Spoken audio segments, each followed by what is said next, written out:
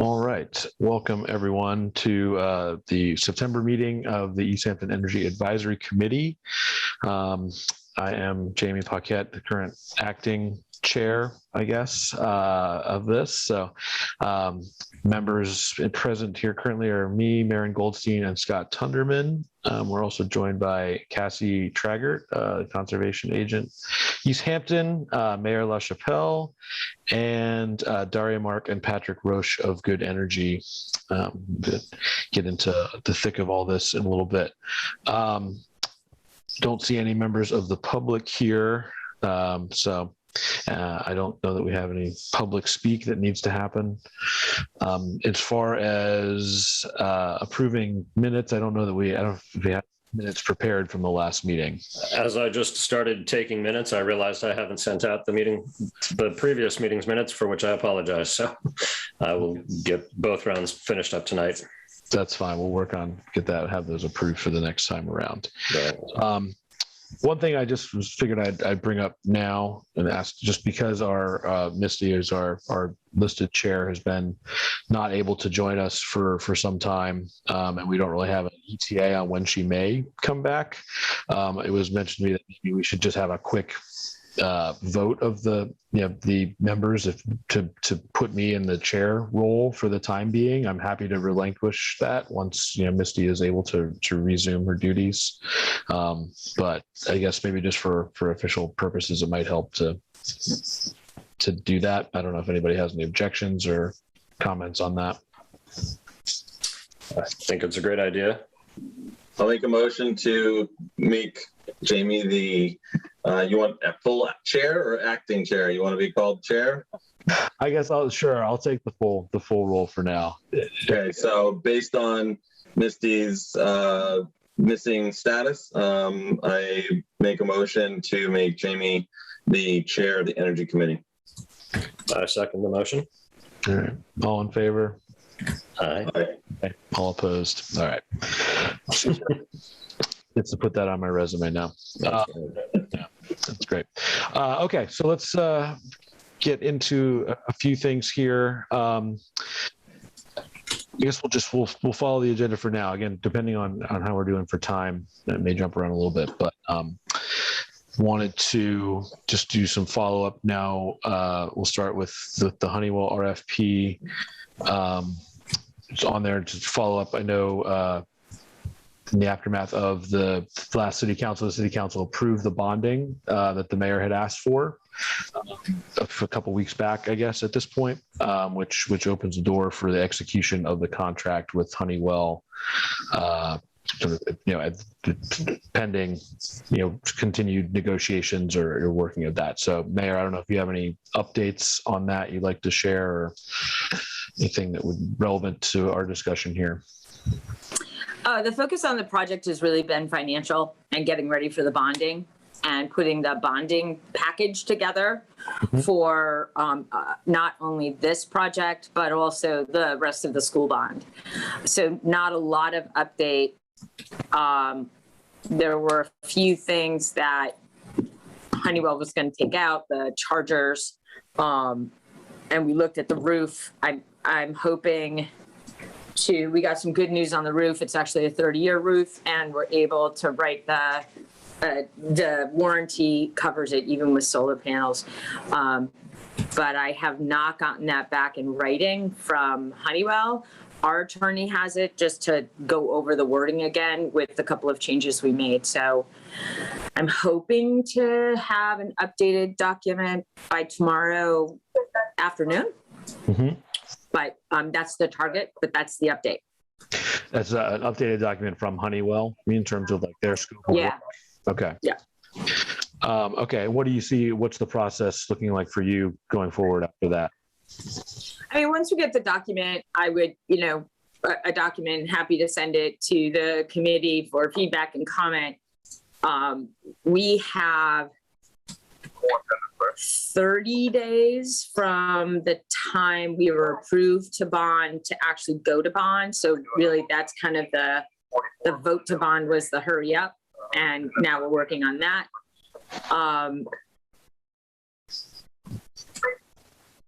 we have to come to the mutual terms of the contract. I mean, I'd like to do that sooner rather than later. And then it goes to DOER for their comment, and then we get another swipe of it. The DOER process can, be anywhere from, 2 weeks to 4 is what I'm told right now. Okay. And what comes back is not an executed document between ourselves and Honeywell. Right. You said we get another pass at it from there to sort of go and good. Is that what you said? Yeah. When it comes back from DOER, but also there should be a document to review just from Honeywell. Mm-hmm. Out of our attorney has to look at a couple of things. I'm hoping by the end of business tomorrow, with a tightened up scope and taking the things out that had been mentioned at the last meeting. Okay. And so you said the 30 days from the vote till the actual bonding takes place, that yep. You don't need an executed contract within that time frame. Obviously, that's going to happen after. No. Yeah, we don't. I mean, it's not, the amount is the ballpark. I mean, we're not going to, we aren't going to bond for the full amount. Mm-hmm.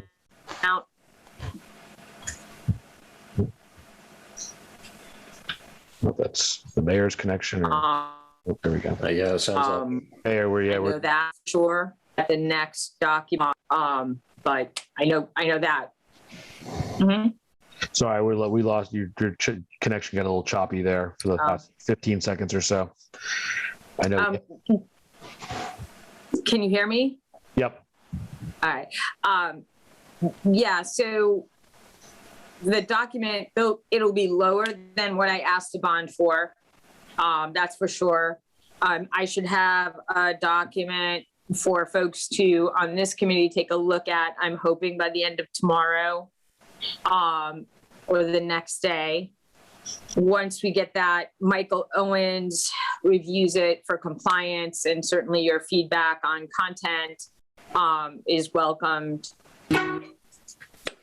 Jen crunches the numbers, make sure everything, adds up. So there's a chance to look at the document before it goes to the state, and then once it comes back from the state.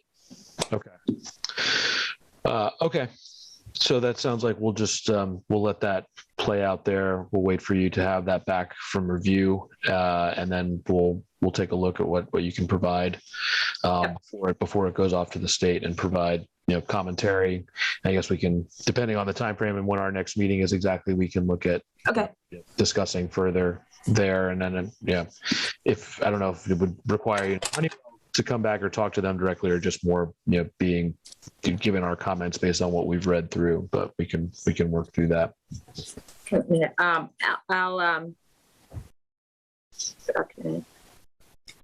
I'll also get the timeline or any related timeline from Jen and John Bonavis from Honeywell.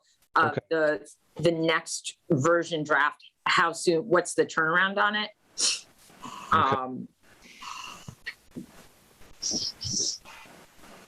Sounds good. Okay.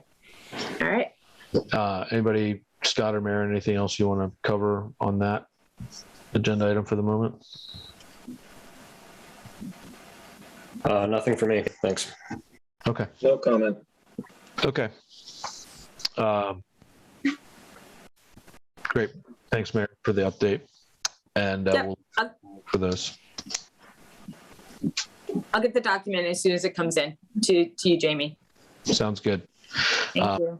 Yeah, and I know we've had some internet issues throughout the city today, so it's affecting all of us one way or another. Yeah. Well, great. Well, and again, thanks for being here again. The next guests here from Good Energy to talk about municipal aggregation. I know I briefed you a little bit on the discussions we've had with them to this point.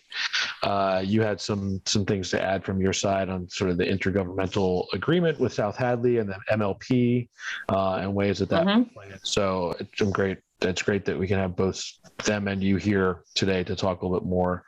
I guess I'll let Daria and Patrick maybe start with anything that they want to bring up, and then or discuss or put in front of you, and then we can work through the other things from there. Does that make sense, Daria and Patrick? Sure. Yeah. Do you want to go, Patrick, or should I? Yeah, I kick it off. Yeah, so hey, thank you for having us here. So I think Daria's presented to this group before. So I'm Patrick Roach. I work for Good Energy, and I work a lot on our renewable energy strategy and our aggregation plans. I used to work for the Metropolitan Area Planning Council, so I think your regional counterpart out there is the Pioneer Valley Planning Commission. So that's a little bit about me and Daria. Do you just want to give a quick intro? Okay, I'm Daria Mark, and I do the marketing and outreach for our programs. So anytime during the process of plan development or during launch or during opt-up campaigns when we're trying to get more people into the 100% option, I do all the marketing and outreach materials and strategizing with our communities and anything that really connects to the customer, the end customer. That is my role. And I also do compliance work. So when we're considering kind of what the DPU rules are on our materials, that falls under my purview also, and that's becoming more and more important every day. Yeah. So we've got a little presentation we can go through, but I think we kind of wanted to start off the discussion with maybe hearing a bit from you, Mayor, and others so as you're maybe looking at the municipal light plant, I think we kind of understand it's mostly for broadband, but it'd be great to hear if you're thinking about that at all for electricity, since that's sort of community choice aggregation is kind of another way to get control over your electricity supply without having to, become a municipal light plant.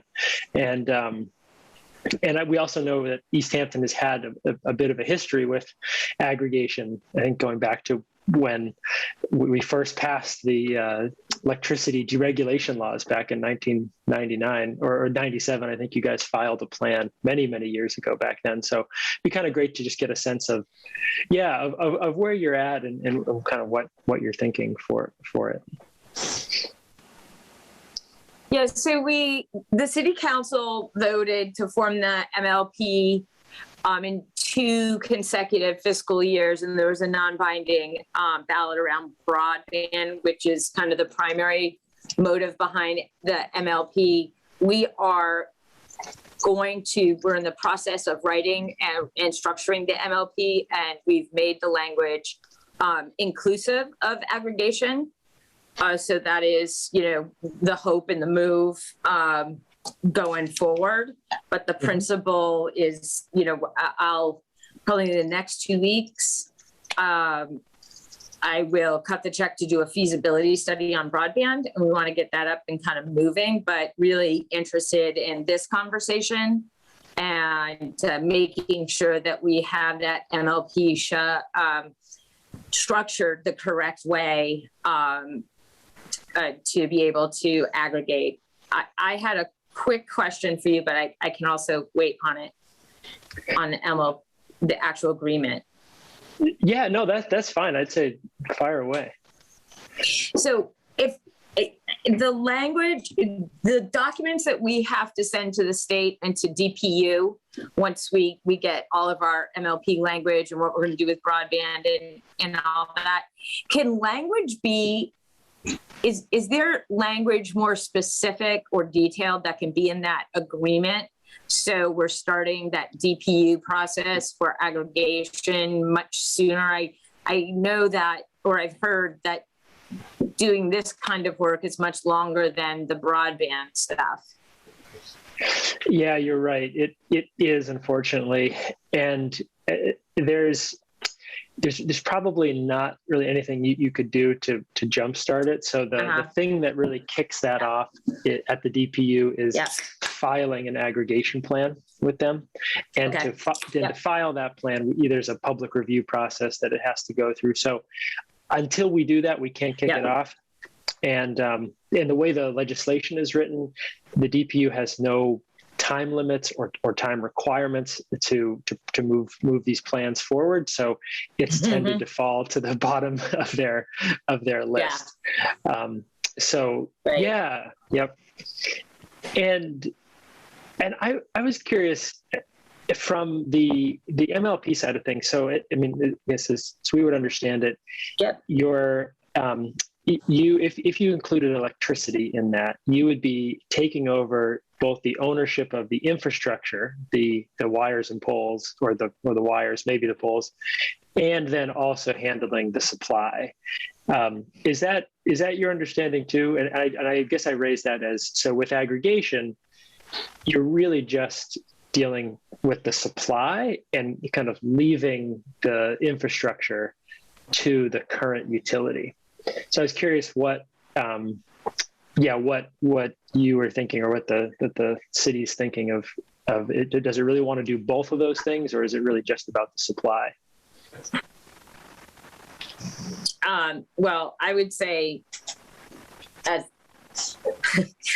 don't think the city knows. I'm looking to just keep it open. It Sure. came out of the telecoms and this committee. So I don't want to, if there's anything I can get approved that we might do as soon as possible, given its DPU, I'd like to do it to give us the option, rather than, aggregation versus, taking over everything. Got it. So I just want to make sure that agreement is as holistic as possible. Okay. Yeah.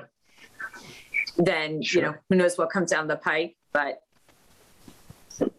Yeah. and I know that the members of this committee have spent much more time and have much more knowledge about the aggregation versus, any other option. So I don't see it happening right away. There's other things we just need to get through, but yeah. Any advice that the actual document, again, most holistic, inclusive document it could be, is what I'm trying to put together now. Okay. Yeah, that is great to know.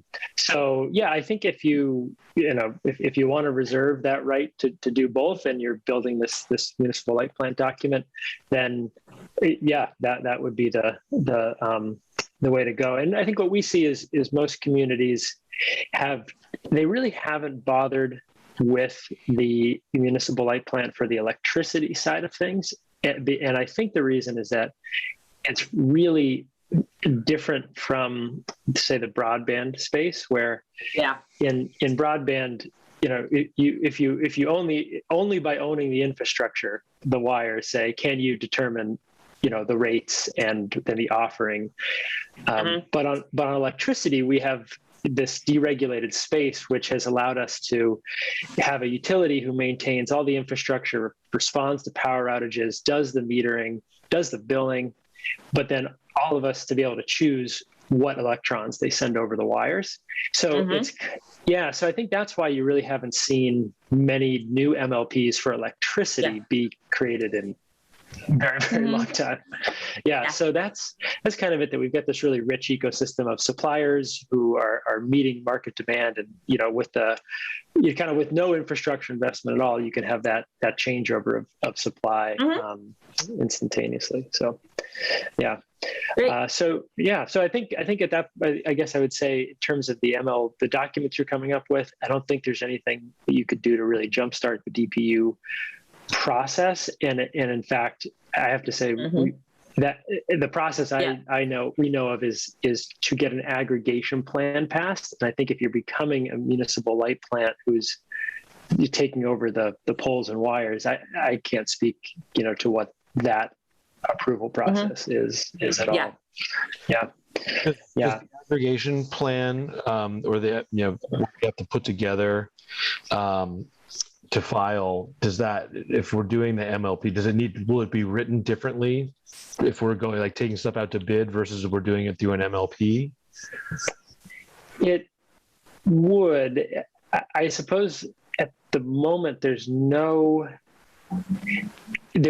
sort of, like the aggregation statute sort of has a either or. It's you can aggregate if you are served by an investor-owned utility, and if you are a municipal light plant, it doesn't apply to you, because effectively you are choosing, you're already managing your own power.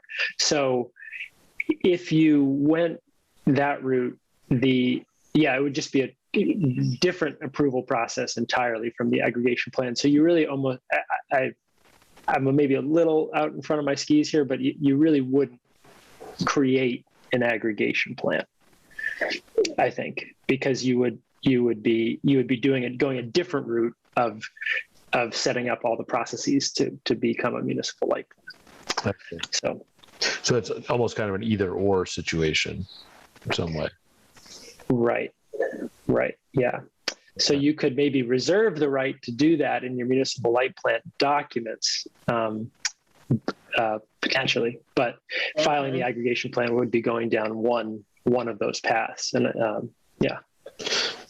Not to jump too far around, but so if we're doing an aggregation plan and we have it out to bid, the length of that contract with the supplier would be approximately how long? Usually you'd think it's probably around 3 years. Oh, okay. That's a good, yep. So you're not locking the community in for like 10 years and the nice thing is with these contracts, there are decision-making points at each place along the way. And yeah, I think that's a good question about kind of what the timelines are there. Right. So you can go through the aggregation process, have that, work. And then, down the road, if the MLP thing were to happen, you're not locked in. Well, we can't do it for 20 years because we have the supply contract or something like that. Right. It's not like, the solar deal you might sign for the municipal solar where you're signing up for 20 years. Yeah. It's not like that at all. And, I mean, we're of course a little biased here, but I am gonna just say I think our kind of strong recommendation is or the reason we're in this business, I guess, is that we think deregulation works really well, and that the market is meeting communities. It's meeting communities in terms of what they're looking for goals, whether it's both, more stable prices, cheaper prices, and cleaner energy too, which we can talk about. And so most, really communities are generally finding that to be what they're looking to accomplish. And then when they start to think about both the regulatory burdens that that utilities are subject to, all the other responsibilities that come on with owning the wires, that hasn't been really like where, when they're looking at their climate goals or they're looking at their economic goals, that hasn't been like key to achieving those. So I think it's kind of why you've seen aggregation really take off. And, I think if we were in a different market where, and you'll see this in some other states where they're not deregulated, a city will say, we want to form a municipal light plant and break away from, the big utility that controls the whole state because they have no other option, to control their power supply. So I think that's kind of why you see Massachusetts have gone in a slightly different direction. I see. Yeah. So yeah, we have a short presentation to go through if it would be helpful. I don't want to repeat too much that the committee may have seen before, but for the mayor too, this might be helpful. Yeah. Just go through a little bit of this. Great. Let me set this so they can share here. Great. And we'll try to keep this tight, as I know some of the members have a 7 o'clock. I think Daria, do you have it up? Could you share? Great. Yeah, we do have a 7 o'clock. We also have at least one other item I know we need to get to. The Cassie. Okay, great. That we'll need all three of us on for. Perfect. All right, we'll keep it tight, and then feel free to steer me. Yeah. Okay. All good. Great. So we just talked about your interest. That was really helpful to understand where you're coming from. Well, actually, I guess I should say, I think we understood where the MLP is coming from. Just maybe quickly from the committee side or you, Mayor, what most gets you excited about taking control of your electricity supply? Is it anything in particular, renewables price, or just? For me, it was renewables. Again, putting more renewables into the mix, giving people more options to purchase renewable energy. That was my sort of what brought me to it. Beginning. Great. Yeah, I agree, and I think that the opt-out / structure as opposed to asking folks to opt in is hugely meaningful.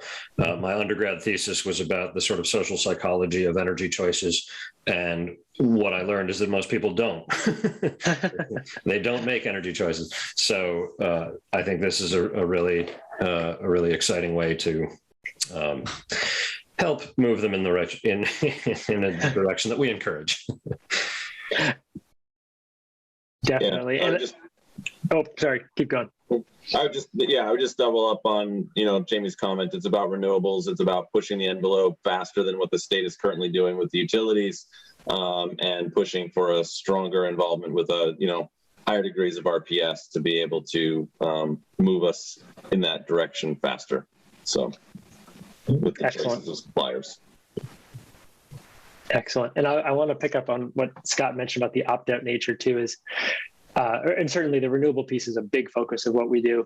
The opt-out piece is, I think, also really interesting because when you do this, the majority of your community will participate. Just that's based on historical participation rates. The vast majority of the community will be participating, but they always have that choice to leave and go back to the utility, which is also, or to some other third-party supplier. So you've added choices, you haven't actually removed any choices, and that's maybe one other big difference with the municipal light plant, where suddenly you are really the only game in town.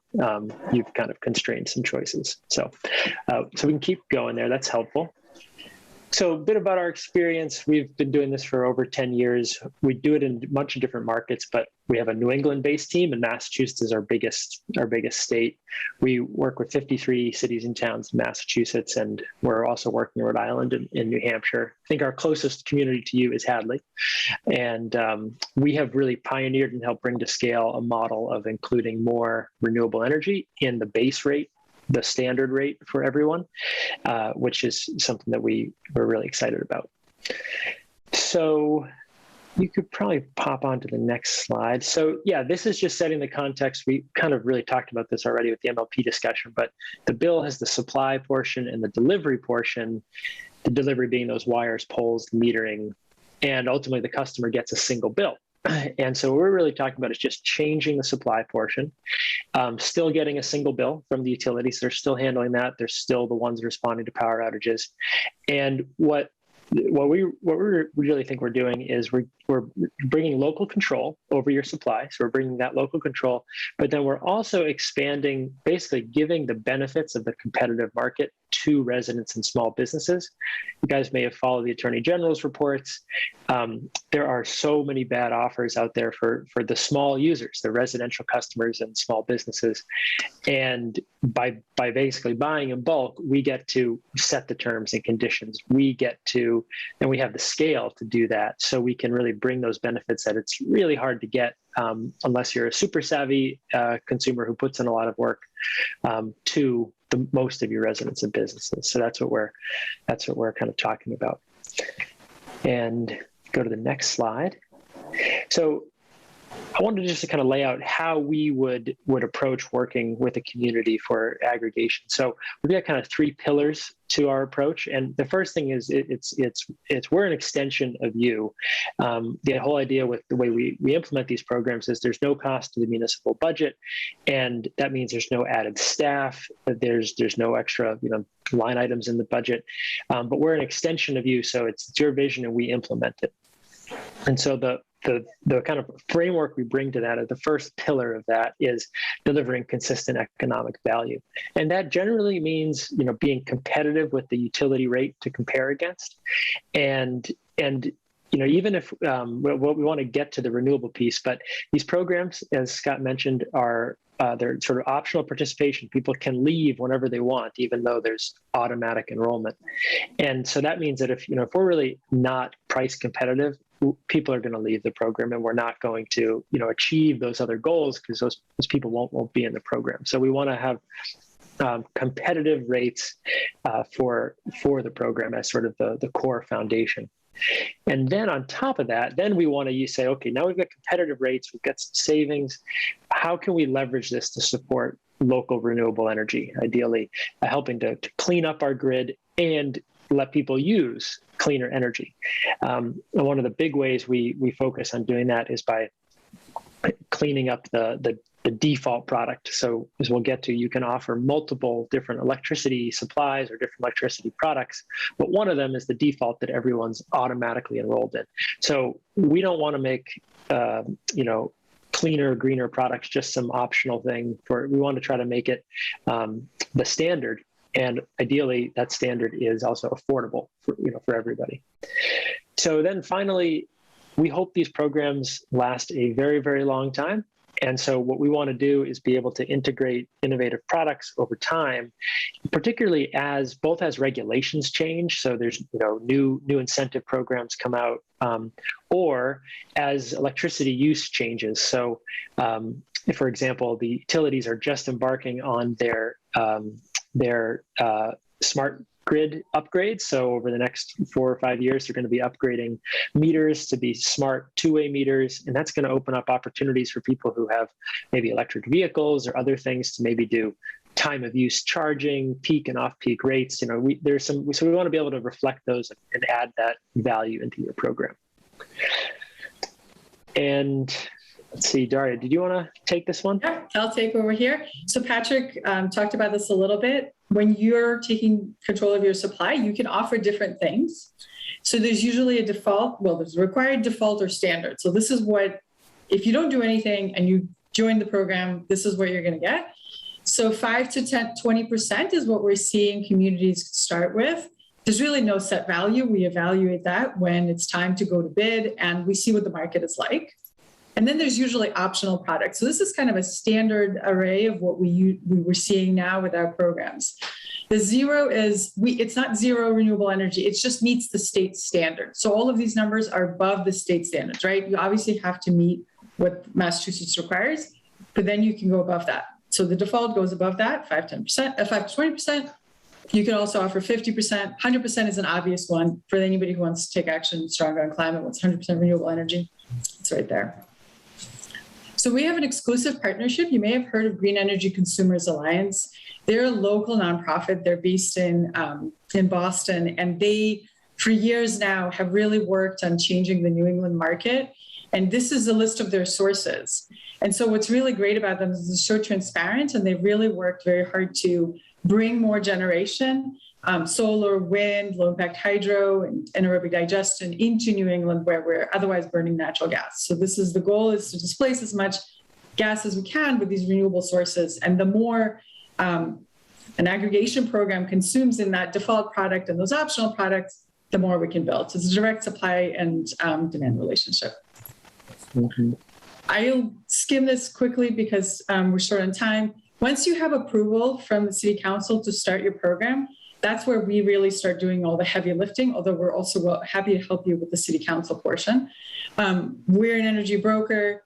We do all the work for you of drafting the plan, working with you to do the public review, the DOER letter, the approval from the Department of Public Utilities. That's kind of where right now is the time lag. We can do the first part fairly quickly of the aggregation plan development and asking the community for feedback on it of what they would like to see. But then once we get it in the DPU, as Patrick said earlier, there is no requirement on time. But then once we are approved, it's a really exciting time and we go to bid. We find a good time in the market to go to bid and finalize on that default option percentage if we haven't yet. Talk to the community about it. We have lots of innovative ways in which we really leverage grassroots outreach and natural outreach in the community to launch the program. And then once the program is launched, we monitor the program, right? We've had 100% renewal on all of our contracts. So the community goes out, they launch the program. It's 2, 3, 4 years now we're seeing. Well, what happens when that's over? We renew another contract. We do opt-up campaigns. Those communities who have climate goals like to see and invite more people to that 100% option. And so we support them in material strategy and outreach. So this is kind of where you are in the process. Left is you've got this idea, you want to do this. The Energy Committee has talked about this a great deal. Now, how does the City Council get approval? That's something for you to consider. And I actually wanted to show one more slide. You had talked about this of how our programs, right? Like, how do we add more renewables into the mix? This is a list of our communities, and the darker the shade, the further along they are in their contract. So lightest blue is their first contract, medium blue is their second contract, and dark blue is our third contract. So you can see that some communities start at 5, go to 10. Some communities started with nothing, like Fairhaven and Westford, and then added 10%. And so this is I love this slide because it really shows the evolution of, years ago we thought 5% was big. Now everybody's starting with 10. It's not a requirement. Obviously, your community chooses what you'd like to do. But I just thought this was a really cool slide. This is all, again, on top of what this Massachusetts requires.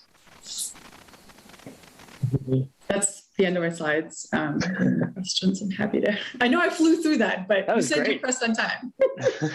I talk fast. Good. And we've all talked about this a little bit, so it's good that we don't need to belabor a lot of it, but there's a lot of good information in there. It really helps, I think, understand how it all works clearly.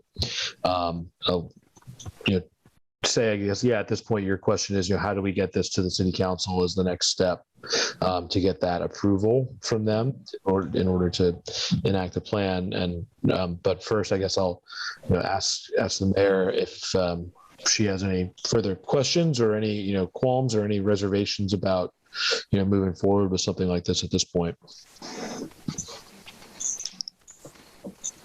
Oh, sorry, you're muted, Mayor. Can't hear you at the moment. Sorry.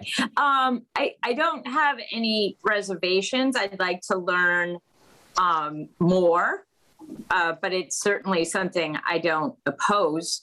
And going to city council with this, do you see it going to, I guess, would it go to committee? Jamie, Maren, do you have an idea of a timeline or how that would happen? Or would there be like a public forum about this? It's a good question. I don't know off the top of my head, Maren. If you have insight to add, I'd be happy to hear. Well, it has to be something that's driven by the city council. So if council members want to take this on and help move it through process, then they need to get involved. And so we've talked in the past, Jamie, you've talked with Owen and Omar and Thomas, I believe, but it's still sort of not, it doesn't have a champion yet, I guess is the best way to say it. Right. We haven't asked anyone to step up and sort of take the lead on it at this point. I think that's probably the next step is to have somebody be the one that wants to introduce it to the council. Yep. Support for it. If it needs to go to committee, I suppose, then they would have to do that from there. I don't know that something like this would necessarily need to, but especially because it's just a preliminary approval, for us to start the planning process. It's not actually formalizing any specific plan yet. It's just more formalizing. I think Daria is shaking her head. Yes, like just right. Once the city council approves it, then we still have to shape it. Right, we still have to go through and figure out what we want it to look like. There's actually no. Go ahead. Yeah, there's no obligation. Like what the city council is doing, it's granting the mayor and executive branch the opportunity to explore this, which again doesn't obligate the city to actually do it. It just gives you the opportunity to go and explore it. And so then you write the aggregation plan, you come back, and the city council needs to hold a public review process for 2 weeks and then vote on it officially. But that still doesn't obligate you to start the program either. It's just a process of getting all the ducks in a row. The time when you're obligated is when the city signs the contract for the electricity, kind of at the very end when we're launching the program. That's where things dry, and that's kind of where we're set. But up until that point, there's no obligation to or requirement to really start. Yeah. Go ahead. Oh, sorry. And I might just add, it sounds like, given that there is the sort of MLP process happening at the same time, I think you might just want to be sensitive to kind of making sure there's kind of clear messaging about about sort of the order of operations or sort of what's being pursued. So it's kind of clear. And like Daria said, you can always pull the plug on this thing, like literally until you sign an electricity services agreement, which is after DPU approval, right after we've gone to bid. But at the same time, I think from a public input process, it would be good to make sure the public understands, are we really looking to do this, Yeah. Okay. Yeah. So I guess, Mayor, that's one question is in terms of that messaging or public input, or city goals that this speaks to. Are there certain, elements of that you would prefer to highlight or to have at the forefront? Okay. I don't know if there's anything that stands out to you that, sort of. No, I mean, just trying to understand the process and was looking at other material that I found on Good Energy. I mean, I think that there would be high interest on the city council for somebody to champion it. I think it's just a matter of educating them on the process and what the next steps are. And we're happy to support that, education process, like doing basically similar presentations, but a little slower with, Sure. So, yeah. Okay. Would you want to do that, I guess, at a city council meeting or something to that effect, or take it to them? Is that normally how it works from your side, Patrick? Yeah, I think, sometimes what we do is, I guess we've seen a couple different things, I think. So sometimes, it's an official committee like this who then says, yeah, we'd like to get on, and kind of say, we've looked at this. We think it's a good idea. And then, maybe it gets referred to committee, maybe it doesn't. Sometimes it comes from sort of a champion like the committee. Other times, maybe we do just set up an informal meeting with a couple of counselors, maybe who might be interested, or we could even do like, if there's an executive session where we can it's more of a time to kind of dive into the weeds on an issue. Sometimes those are good. So I think we kind of got a few different avenues, but maybe given some of the, I could see we probably just going straight to a regular city council meeting might not be the right form. I'm just thinking because I think we want to explain some of the nuances, maybe have a little bit of the discussion, particularly with the context of the MLP, how it fits in, Okay. And we can have a separate conversation outside the meeting about how getting that set up, or how to go about that a little bit. Getting a couple champions involved, getting them educated, and having them bring it to the rest of the council. Maybe that's kind of the best way to approach it at this point. All right, Maren or Scott or Mayor, anybody else have any questions or anything that they'd like to discuss around this right now?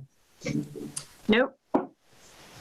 No, that was my question too about, what is the step to get the ball rolling with the city? So that's helpful. Yeah. Great. And perhaps too a combo of, we find some counselors who might be the champions, and then it's an executive session. We can kind of go in deep, but we know we have some people who can say like, yeah, I understand this, and speak positively for it. So. Okay. Well, as Maren said, I think we have a few people that we've spoken to, at least, somewhat informally about this, but it seems supportive generally. So they're trying to the next level conversation with those counselors and see if we can get somebody at the forefront of this that we can then start that with them and get a resolution together.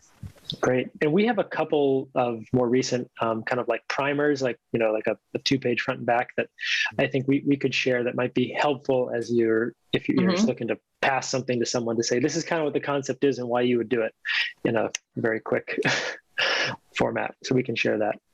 Yeah, if you could send that to me, that would be wonderful. That way I can share with the committee and counselors and from there. Great. Excellent. Well, great. Well, thanks so much, you all, for your time and coming back in today and the education and getting us, up to speed on how this all works. Sure thing. Yeah, thank you very much. It's a pleasure. Thanks for having us. Yeah. Thank you very much. Thanks. Thanks, everyone. Okay. Well, good. I think some good progress there. I think we can get that process going. I know we were having some discussion about whether, it made sense to do it before or after the election too, with the city council. I think in the end, or we thought maybe it doesn't really matter all that much what happens. We just let the timeline play out and see where it falls sort of before or after. I would hope that, the nature of the election wouldn't really change the support for it one way or the other.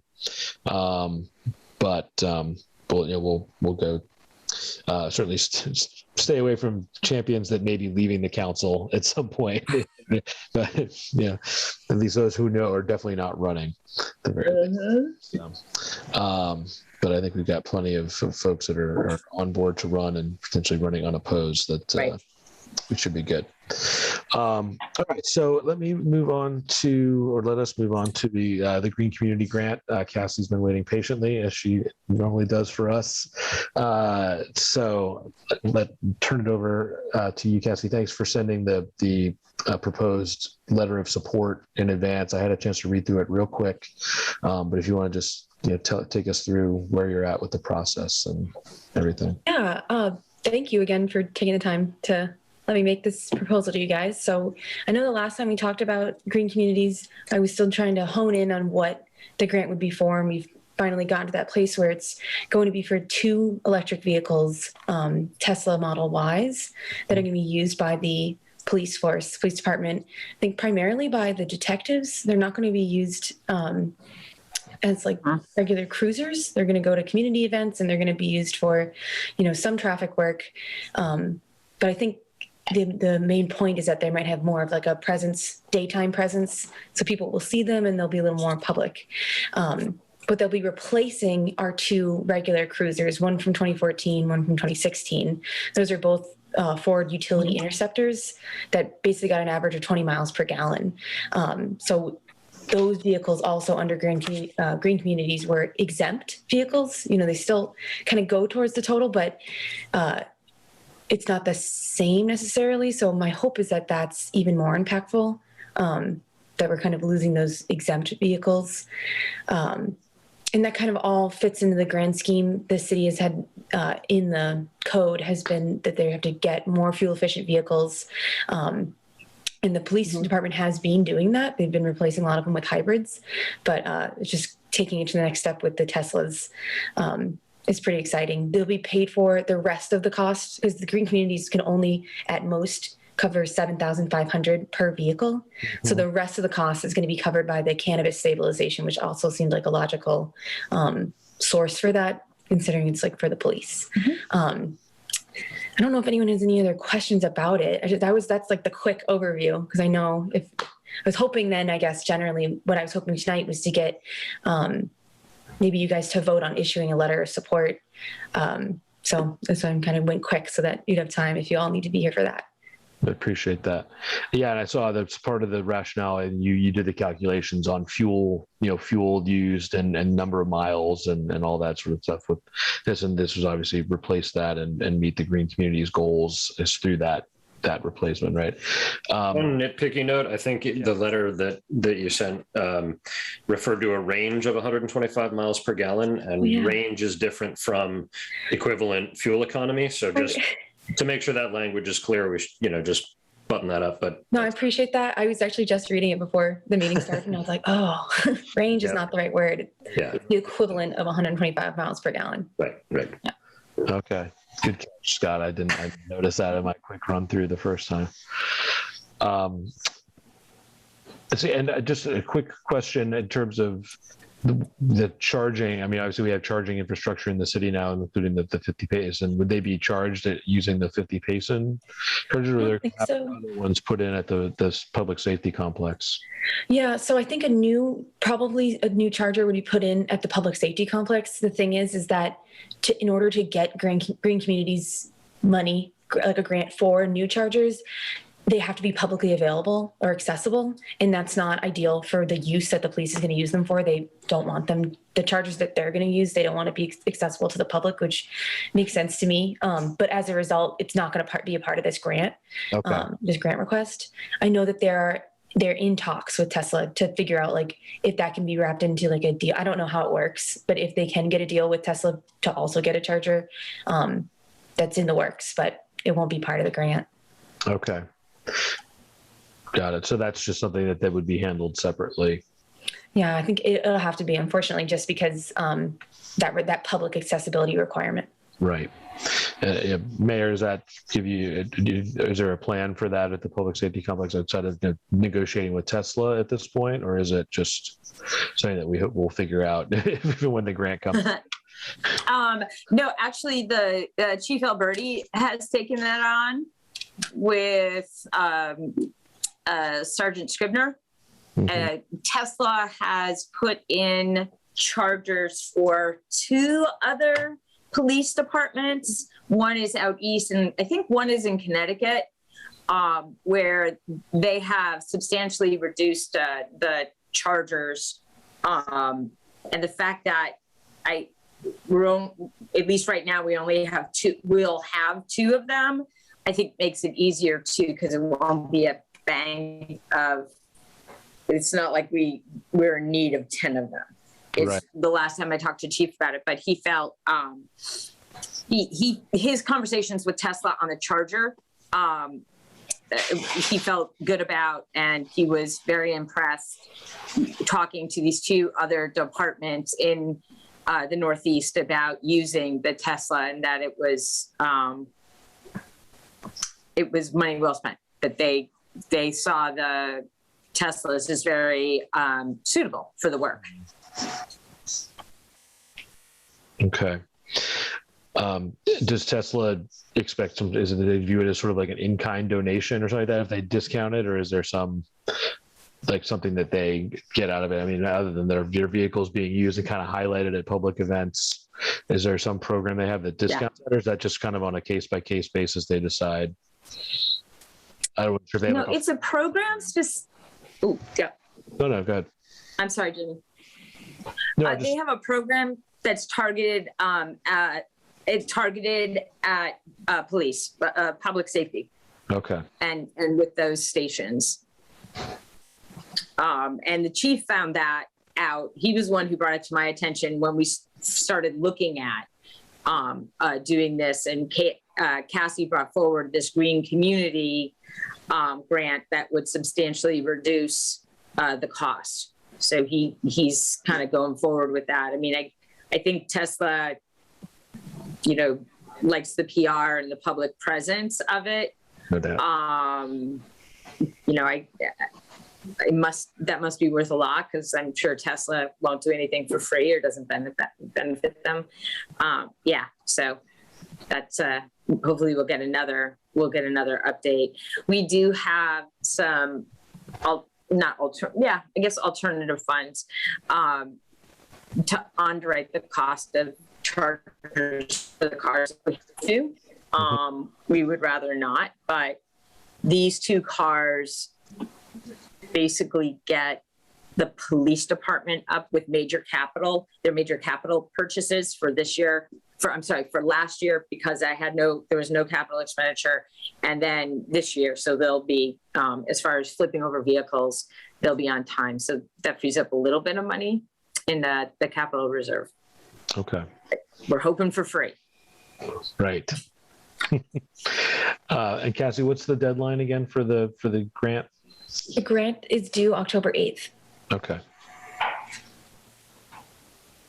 Well, Jamie, if there's no more questions, I think that I would like to make a motion that we approve and put a stamp on this letter of support for the application for green communities and the option to go with EV vehicles. All right, motion is made. Do I have a second? I'll second it. Seconded. Okay. All members in favor. All right. So maybe just as a proposal, as you and Cassie, since you're now the chair, just sort of clean up the language a little bit and then sign it off and get to her. So, because we're not going to meet again. So I think you guys can just empower you guys to just clean that up and finish it up. I think that sounds good. If you all like one more chance to read through it before we, finalize it, we can make that available to you all to give it a pass through. But I think Cassie's done most of the heavy lifting on it so far. It's just going to be, changing a couple things here and there, maybe brief, and then getting it approved. So Cassie, we'd be happy to approve that. I think it's great. Be really nice to have that in place. And I don't know how competitive this is, but we feel like pretty good about our chances of getting it. I feel good about it. I mean, there's been other grants in the past that have just been for vehicles. They've been small. I'm actually using a community that got a very similar grant for 2 electric vehicles last year. And I was kind of using that as a template to go forward. Is from the town of Franklin. So that I feel good about it. I've been in communication with our regional coordinator too, and he's been really helpful. So. Okay. Yeah. Awesome. Thank you guys so much. I really appreciate it. If there's anything else you need me to do, edits or changes to that are on my end, I'm happy to do it. Otherwise, we can send it over whenever you like. Yeah, feel free to send me an email or something like that, or we can coordinate off online, but off of Zoom. Yeah. Oh no, that sounds good. Getting that all together. Okay. Excellent. Thanks, Cassie. Thank you. Other stuff on the agenda is probably not a whole lot. There's Solar Ordnance Working Group. Maren and we got another meeting for that next week. So, Maren, is there anything you want to add on that real quick in terms of what's going? No, I think if we've got just 3 minutes left, we might want to just sort of actually finalize our next meeting since there's been some scheduling challenges. So I think that's a good plan. Yeah, we can talk more about that after we've had some more updates and meetings with the committee, the working group. Yeah, I put on here tentatively October 11th or 18th, upcoming Mondays, and I think there was some general consensus that earlier is better. Bye, Mayor. But they're moving up to 5 p.m. now that I think, again, Stephen was the one I think it was sort of pushing us for the later meetings. So Maren, is 5 okay with you on Mondays? Well, no, because I have something from 5 to 6. So my preference is to not have to skip that. I don't know if moving it up to 4 o'clock is acceptable with you guys, if it's by Zoom. Or if that's, Scott, if you had work at that time, if I remember what. Well, I can be flexible, so I could make 4 o'clock work. Okay, 4 o'clock works for me. Okay. I can do 4. So, and also, for what it's worth, on the 11th, it's the fall break weekend for the college, so I won't have a practice to worry about. But in general, for Mondays, I do have the, Right. Yeah, I'm not going to be available on the 11th. I've got other plans. Right. I forgot that was the 18th. Long weekend. 18th is fine with me. At 4 o'clock? 18th at 4 o'clock. That sounds great. All right, great. We'll put that out there. I'll make a note to myself to do an agenda and get it off the week before, so that we've got all that, and we'll have I'm sure some continuing email discussions about the green communities and maybe some aggregation stuff, and we can coordinate a few things that way. It'd be nice to get some city council people involved in the lead up to that next meeting, or get that with the aggregation, so we don't have to wait a month for the next step. Yeah. Does it make sense also to go ahead and just put on the books the November 15th Monday as well? Does that just to sort of get us a little ahead than just month to month? Move it also up to 4 o'clock? I think that should be fine. I don't think I'm just checking my calendar. I can't imagine I have anything conflicting today. I'm recalling, I think I have to go to a memorial in Salt Lake City that weekend, but I'll be back for Monday afternoon anyway. Okay. So yeah, Monday the 18th and then November 15th. Yeah, I should be fine for both those days. Excellent. Well, thanks for keeping to the tight hour, guys. I'm going to sign off. Yeah. Well done. Thanks, Scott. Appreciate I'll send minutes this time. Make a motion to adjourn then. Seconded. If I can do that, I don't know. Thanks, Maren, for keeping us a little bit on track and keeping things focused as well. Appreciate that. And thanks, Cassie. Still there. See you all in a few weeks' time. Okay. Bye, everybody. Thanks, Cassie.